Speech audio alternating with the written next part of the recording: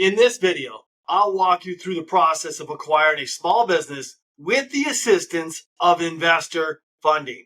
We'll explore how these outside investors can provide support for your down payment. I'll also delve into the reasons why incorporating outside investors into your business acquisition strategy is essential, where to locate these potential investors, what aspects of your deal attracts their interest, and outline a high-level, step-by-step approach to successfully secure funding from these valuable partners.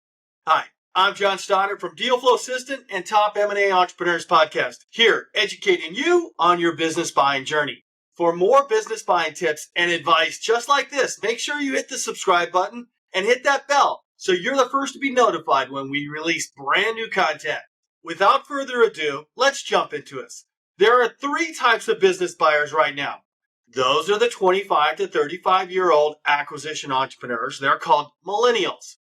There are the 35 and 44-year-olds. Those are the executives called Gen Xers. And the 44 to 60 baby boomers. Most business buyers in these groups think they only have one option to buy a business. You got to have a great credit score, access to at least 10% down for the down payment, with a personal guarantee for a loan. But each group has their own unique challenges. For millennials, they got a lot of student loan debt, inflation is high, and high living costs can limit their ability to save for a business purchase. Gen Xers, they have a lot of financial obligations. They're just starting a family, they got mortgages and children's education expenses. And baby boomers, they may have sacrificed everything to put their kids through college. I know of an acquisition entrepreneur that put his $3 through top schools. No one in this category wants to sign a personal guarantee. I'm here to show you another way to buy a business with outside investor funding. Let's start by taking a page from the private equity model. Here's how private equity firms structure financing to buy companies. And this is how they slice it up. One slice of the pie might be equity capital. PE firms invest their own money and funds from outside investors, those are called limited partners, to provide the ownership stake in the target company. They also do debt financing. PE firms secure loans or issue bonds to finance the acquisition. They may use senior debt, subordinated debt, or mezzanine financing. Debt allows them to leverage their investment. They also use management equity. Target company management may invest their own capital, aligning their interest with the PE investors. They may do earnouts and performance-based terms. Some of the purchase price may be contingent on the company's future performance, bridging valuation gaps. And lastly, they may do seller rollover. In some cases, sellers retain a minority ownership stake in the acquiring company, sharing in its future growth. Sometimes the second exit is bigger than the first. This is called second bite of the apple. PE firms typically aim to invest a minimum of 20 to 30% of the total purchase price in cash equity. PE firms tailor their financing mix to each deal based on factors like the target's company financials, the industry, and growth potential. The goal is to optimize returns while managing risk. As you can see, it's not just 90% SBA, debt, and a personal guarantee and skin in the game. Small business buyers can do the same type of private equity financing structure with outside investors. Now, PE firms call their investors LPs or limited partners, and they seek investments from the ultra affluent, 5 to 25 million. Those investments would look like $10,000 to $700,000 or even a few $1,000,000 for a particular attractive opportunity. They also look for the uber affluent, 25 million and above. They seek several $1,000,000 to tens of millions of dollars or more for high potential investment. They also work with institutional investors like pension funds, insurance companies, endowments, and foundations. These groups invest millions to billions.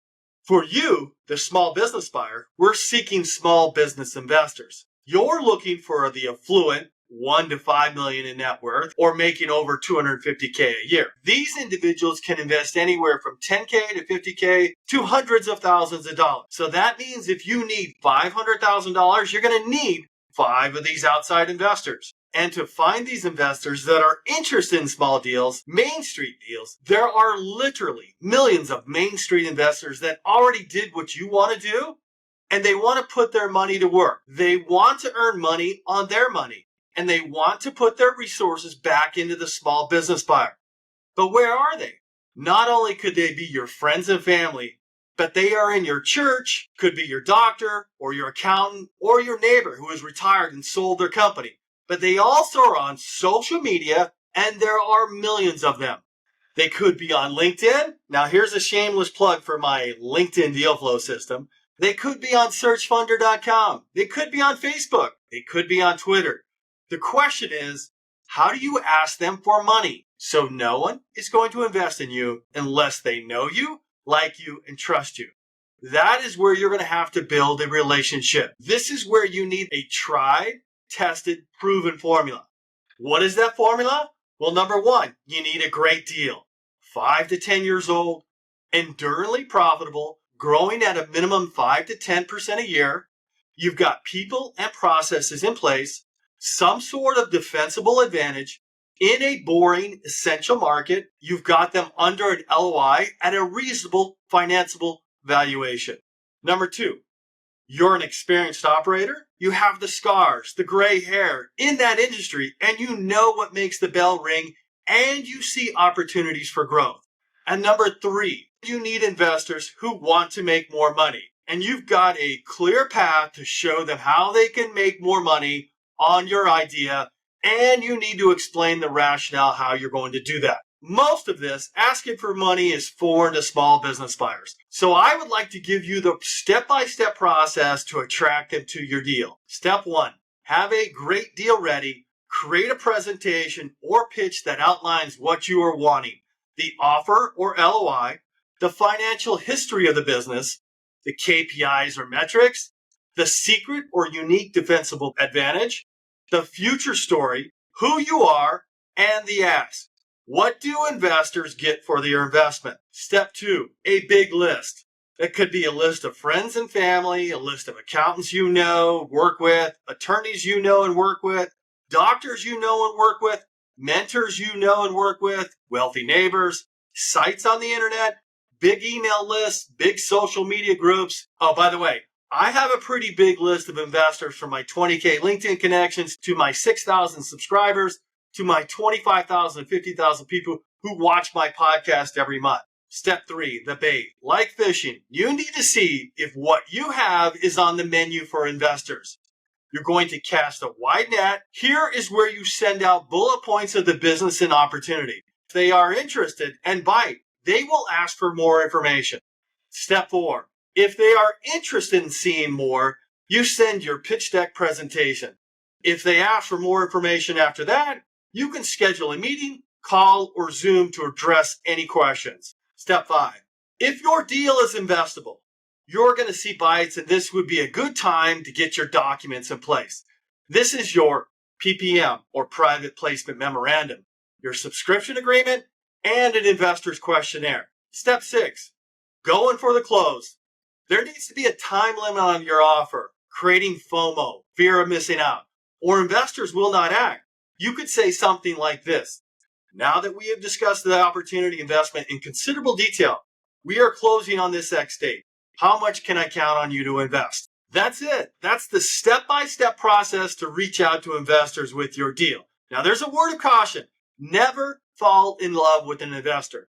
Don't be the Captain Ahab to Moby Dick. If they're not interested, move on. Be judicious about your time. Get them to crap or get off the pot. In essence, you're adopting the financing strategy of private equity companies to acquire business with outside investors. And one of the biggest benefits is it allows you to buy a larger business with less risk. This approach allows you to optimize returns while managing risk effectively. In closing, if you have a great company under LOI, you need money to make up the difference, and you need help with investor outreach campaign. I have a pretty big list of investors, from my 20K LinkedIn connections to my 6,000 subscribers to my 25 to 50K people who watch my podcast every month. If you need help, reach out to me. Just remember, there are no guarantees raising money. We'll use our best efforts to help you out. Take care.